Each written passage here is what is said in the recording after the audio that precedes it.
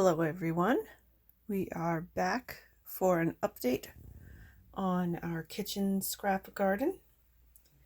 It has grown an awful lot this week, and some of the parts look like, especially the onions, look like they're almost ready for some trimming to add to a salad. We have some beet leaves. Look at how much they've grown. Have a lot of beet leaves.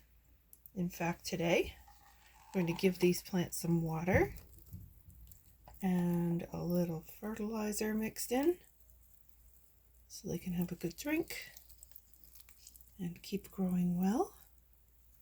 Almost time to use some of these as part of a snack. There they go. Nice big drink.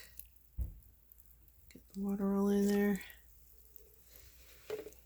Oh, there we go. Back down here.